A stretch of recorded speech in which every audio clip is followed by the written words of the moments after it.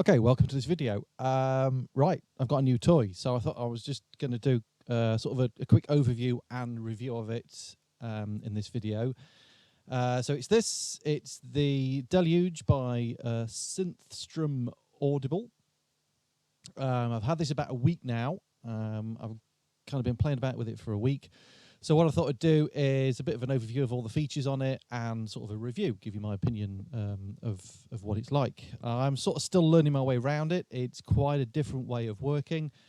But yeah, so here we go. And what I'm planning to do is I'll do a big series of videos on this because there's so much you can do with it. It needs a massive video series of its own. So what is it at the end of the day? Well, is it a synth? Is it a sampler? Is it a sequencer? Is it a MIDI controller? Is it Ableton Push? Whatever. Well, all of the above, basically.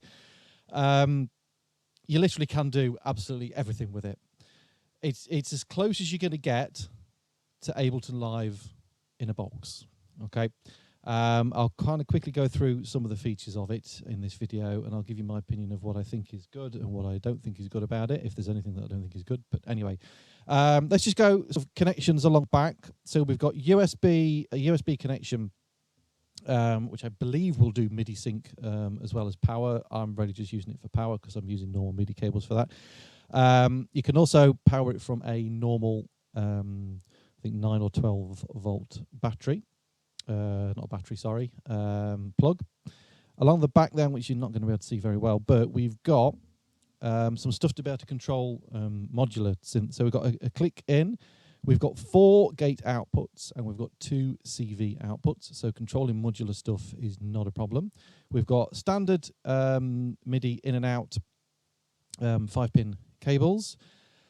We've got left and right audio output. At the moment, I'm just going out the left as the mono. We've got a headphone jack, which is a 3.5mm socket. We've got a line in input as well for playing, connecting external gear, whatever word that is, external gear into this, so you can record that and sample it and so on. We've got a gain dial down here. We've got a little inbuilt microphone just here. Again, you can use that for recording. You know, if you just want to speak into it and record your voice as samples and so on, or take it out for field recordings and this sort of thing. We've got a little inbuilt microphone for recording your own samples. Power switch down here. Got these nice kind of wooden sides on it, these wooden cheeks, which are very nice. It feels very well built. It's not too heavy, so it's very, very portable for kind of, you know, taking around anywhere. Stick it in a backpack. It's not massive. It's size-wise, I suppose I should have the dimensions, but they'll be on the website somewhere. It's kind of the similar sort of width to an Electribe or the Roland Boutique stuff, and a little bit deeper. It also has, which is what a brilliant thing I think, it's got a built-in rechargeable battery, some lithium-ion, whatever kind of battery, which just charges up via USB. So whenever you got it plugged in, it's going to charge that up, and you can get between, I think, about 6 and 8 hours use out of it. I've not tested that out yet, but I believe that's sort of the battery life out of it. So that to me is a brilliant addition. When you think of things like the boutique stuff from Roland and the Volkers, yes, you can run them off batteries, but you're sticking in AA batteries that run out really quick, particularly if you buy cheap ones like I do. Okay, yeah, you can get rechargeable batteries of those, but they're a faff to use and keep recharging and keep changing the batteries. This is built in. All you got to do is, like say, charge it via USB and you're good to go. And the other great thing is, and I'll talk a little bit about the company Synthstrom later, they do allow you to replace the battery. So it's not an Apple job or like a Samsung phone or an Apple phone where you can't change the battery yourself. Because obviously rechargeable batteries don't last forever. When it runs out, take your screws off, a few quid, buy a new one from eBay, stick it back in, and you're in. So massive thumbs up in that respect. You get a USB cable with it as well, which is also brilliant. If you saw my review on the Roland, the Boutique, the TB03, I was having a bit of a rant about that, in that you spend 350 quid on it and they don't even give you a USB cable to use it for power and so on. So we also get a USB cable included. Another brilliant thing you get in the box is an actual proper manual, right? It's probably my age, but I prefer, if I want to read a manual, I want to read a paper one like this. Okay, most of the times you will get a rubbishy little thing with very basic information like a quick start guide, and then you've got to download the main thing as a PDF file, which is fine, but I just find it, I don't know why, I don't connect with it when I'm reading my manual off an iPad. With this, I can just take it around with me, and I mean, this has had a lot of use over the last week.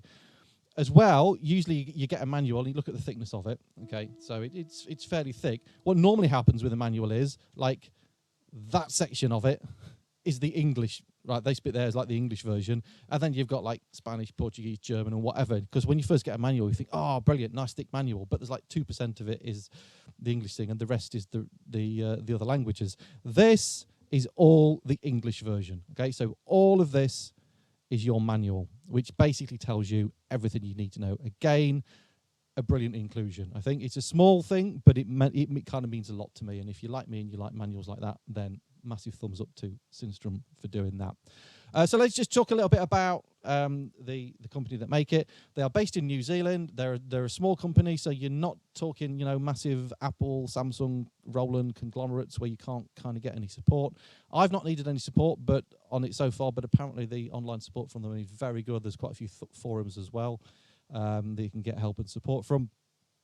And they are very user-based. With this, it's not as kind of as I gather from them, it's not, obviously they're doing it as a business, but it's not about just, you know, banging these out and making money. They do listen to everybody. They listen to everybody's feedback on what they want on new features, and in June this year, which is 2018, they've just released the new software version with a massive load of new features on it, which makes the thing even better. Again, free download, so they're not charging you anything for that, so fantastic. I'll talk about pricing and stuff at the end. So let's just power it off and turn it on again, and I'll quickly go through some of the features. So when you first power on, it loads up a blank song, and we're kind of in track view. So this is basically a step sequencer. I'm not going to go into a lot of detail on this because I'm going to do a lot of videos on these in this series. We can audition the sounds that we've got down here, and we can also go into keyboard mode, and we have like a scale mode thing. Okay, which again I'll go into in more detail on later videos. It comes on this current version, it comes with 168 different presets, so you just scroll through these. Okay, but obviously you can make your own. So the synth engine has 2 oscillators, and you can have square wave, sine wave, triangle wave, and sawtooth wave. There's also a noise source which is separate, so you've kind of got 3 oscillators. So yeah, basically 2 oscillators and the noise source. In terms of them modulating the sound, you've got 2 envelopes and 2 LFOs, which can be assigned basically to any parameter. So you've got a lot of flexibility on there. So in terms of the synth engine, it does as much as, I don't know, something like the Minilog or the System 1 or the System 8 from Roland. I'm just comparing it to other synths that I've got. They've got 2 oscillators, the MS-20 and so on. It can basically do most of what they do. So you've got a great synth engine. Okay, it's not analog. It's not the end of the world. I know people say, well, I'm not buying a synth if it's not analog these days. It doesn't matter. If you're making a song and somebody's dancing on the dance floor to that and they love that song, they don't give a damn whether it's been made on an analog synth or a digital synth, so get over it. I'm a massive fan of analog stuff. It does sound nice, it does sound warmer, and I like a mixture of the two, but I'm not going to not buy something like this just because it's not analog. So that's the synth engine. Yeah, so we've then got the kits section, which kind of works on the same way. We've got a grid of step sequencing, piano roll kind of thing here, but these are more kind of drum sounds. So let's just get a quick drum groove going.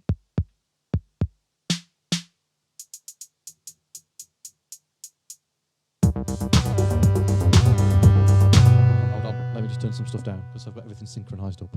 Just give me 1 sec. There we go. So that's just this playing now. No, it's not. That's got the T. All right, get rid of that. So that's just this playing. This is one of the presets. It's an 808 kit. I think there's 42 different kits that comes in with it. So you can just scroll through the different kits. We've got a 909 kit. And then basically sort of emulations of classic drum kits and so on. The kits can also contain samples.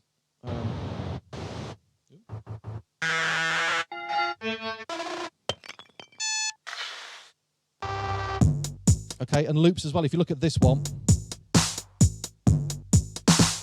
okay, that's a loop. If I just clear all these off. And what happens is when you put the loop in, it just kind of extends it out. So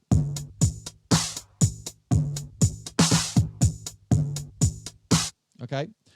In terms of samples, you've got time stretching abilities and pitch stretching and so on. So which it does, I've had to play back with that, which it does do very well. So that was a massive selling point for me because I was looking at using this in the studio but live as well. So yeah, we've got time stretching of samples.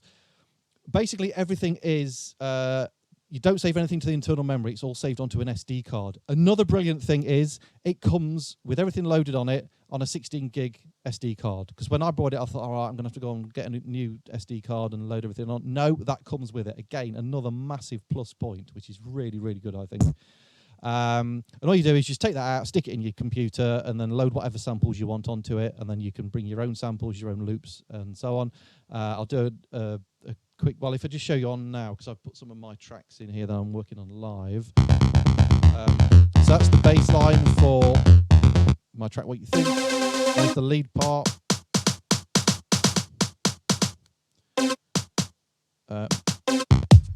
There's the drum loop for it. So, I mean, I can, just play those. Okay. And everything plays together and in time. So, yeah, great. You can put your own samples and so on in there.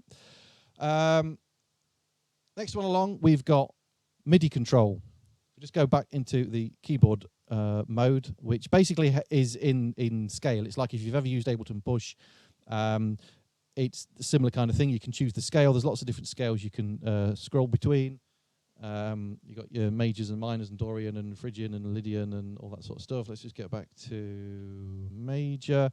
So the brighter pad is your root note, and then the rest are the notes in that scale, and then the ones that aren't coloured are the notes that aren't in that scale. So you can still use them as well if you want to play stuff out of scale. So MIDI stuff is really easy. I've got this basically is now controlling all my hardware. This is doing what my Electribe used to do. So I apologise to Electribe, but you've been replaced.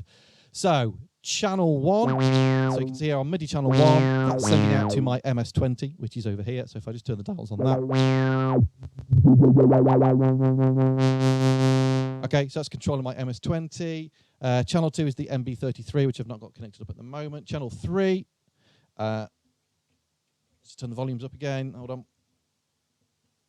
So that's controlling my TB03. Nothing on channel 4 at the moment. 5 is the mini log. Nothing on 6. 8 is the micro brute. 10 actually is the TR8, which is works best if I go into kit mode. And I need to go right the way down.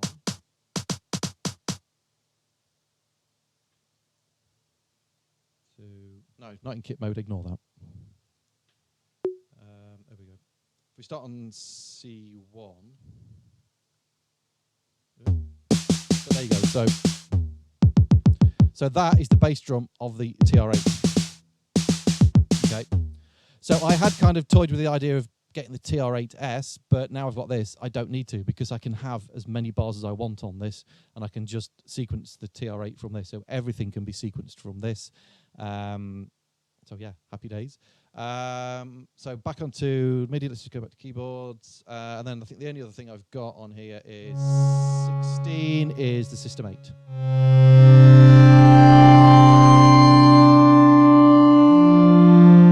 Okay, which might have been a bit loud, so I apologise for that. Oh, and also the modular is on whatever channel that's on. I'm not sure. I've got dope for modular.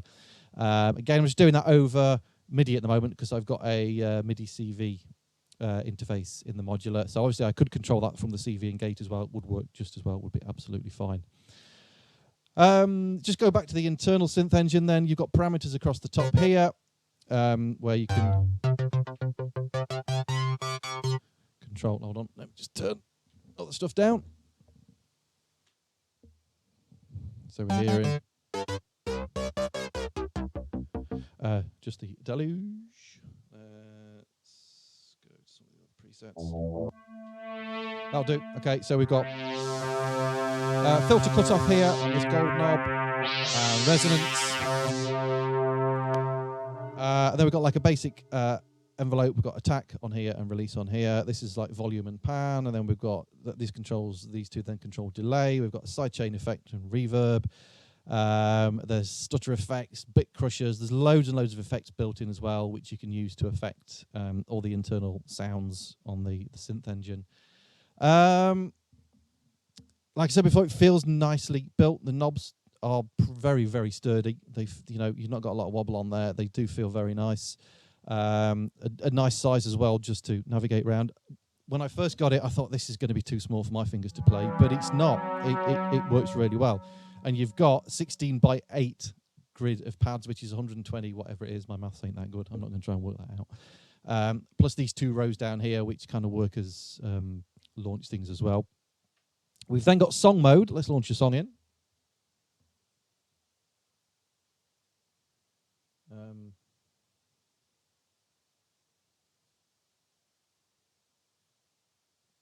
I'll put this in. So this is kind of like my live part of my live set. So basically, all of these are separate tracks in my song. So if we just press play, and then we can launch different clips as we go through. So these are the launch buttons.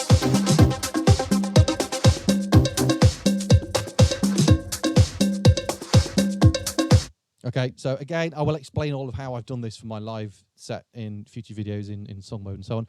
But we've got song mode where you can do all your separate tracks, which is kind of like this. Sorry, that was in track mode for that. So song mode, if I want to launch this song, because this is how I do it live, I would just press that, play, and then I can kind of launch the next thing, and it will launch on the next bar. So it's like quantize again, very much like Ableton Live. You've also got an arrange mode, which I've got nothing arranged on here. If you press song again, where you can arrange your song. And basically, in terms of tracks and bar length, it's unlimited. It's whatever the RAM can take. So, you're not limited to 4 bars or whatever. You can have a loop that, I've got a loop in there that's 8 bars. I could make that 16 bars, 100 and whatever bars. You can loop it around as many as you want, and your song length as much as you want as well. So you can obviously use this to basically make a song with. That's, I think, is kind of like all the main features. There are other things that I will cover in later videos, but I just wanted to give a kind of a brief overview of the whole thing. When I first got it, I was thinking, okay, lack of a screen. I've not got nice graphics. I've not got sliders for my envelopes, and I've not got like a nice, people get so used to using the EQ in Ableton Live or the filters, and you've got a nice graph that you can use to make your envelopes. And at first I thought, I'm going to really struggle with that. And you know what? I don't at all. In fact, I prefer not to be able to see what a filter envelope looks like or the amp envelope looks like. It makes you use your ears. Okay, and at the end of the day, that to me is the important thing, because what we're doing here, we're making sound. It needs to sound nice. It doesn't need to look nice on a graphical interface. It needs to sound nice. The only downside, I think, would be nice to be able to, because I don't think you can do this, such as on the songs, you've got to remember your numbers. You can't, I don't think, name the songs. I've tried naming the songs on the computer, and it still just comes up as song 1, song 2, song 3. And obviously, you've got to remember what track is which instrument. But it's a lot of it's just about muscle memory and just keep doing it and remembering it. And you can color code anything. You can change all the colors. So again, it's not a massive problem. It's just a different way of working, and it's getting you away from staring at a screen the whole time and everything being nicely labeled. And it just makes you kind of, like, say, listen to stuff more rather than looking at stuff. So I personally don't think that's an issue. So in general, I can't say anything bad about it. The thing is absolute genius. And over the last couple of weeks here in the UK, we've been having a mad heat wave. So I've still wanting to be writing stuff and working on stuff like this, but I want to be sat out in the garden in the sunshine. The great thing with this is you can take it out. I've just sat outside with this on my knee, writing songs in the garden, just off its internal battery, getting about 6 hours use, as I've said previously. Stick your headphones in, and that's all you need, and you can take it anywhere with you. And as well, from a live point of view, I think it's going to be a lot easier. On my live set previously, if you've seen those videos I was using, iPad, a couple of MIDI controllers, in fact 3 MIDI controllers now, an iPad, my Electribe, and the TB03. For live now, it's going to be this and the TB03, and that's it. It can do absolutely everything. So, massive, massive big up to Synthstrom for making this and keeping the updates coming as well. Let's say small New Zealand company based in New Zealand. So price-wise, it's $899 US dollars, which when I converted that worked out at around about £670, which I actually didn't think was too bad. When you think you can pay 300-400 quid for one of the Roland boutiques, particularly the you know, the TB03 and that sort of thing, and you can pay a hell of a lot more than that just for like one synthesizer. This does everything. If you're buying a version of Ableton Live, the new version is what, about 500-600 quid, so it's not massively different to this, and this pretty much does what Ableton Live does. Again, absolute genius. Couple of things to watch out for though. On top of that, there is $55 postage, which I think when I added that up took the price up to about £720. The other thing is it's coming from New Zealand. They deliver via DHL. Now, the delivery time is ridiculously quick. I ordered this on a Tuesday, and I got it on a Friday of the same week. It was supposed to come the Tuesday after, but it came on the Friday. They have this thing, because of the lithium battery in here, I don't think it can be sat around in transit for ages. It's something to do with that. So DHL have to deliver it within a certain period of time. But this is going to be different for different countries. I had to pay an import tax, which was another £110 on top. Once I'd ordered it, I thought, okay, that's new, but not too bad, 700 odd quid.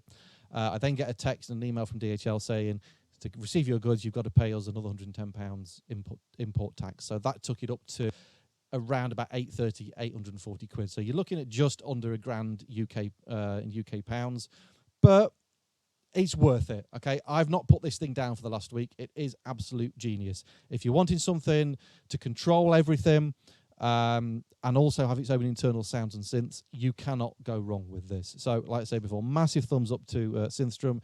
It gets a huge Rezzonator thumbs up. I'm going to give it 2 thumbs up because it's absolutely bloody brilliant. And keep an eye out for all the series of videos where I will go through all the features, etc., etc. So thanks for watching. I'd wanted to keep this a little bit shorter than I had, but it's getting on for about 20 odd minutes, so I'm going to shut up now.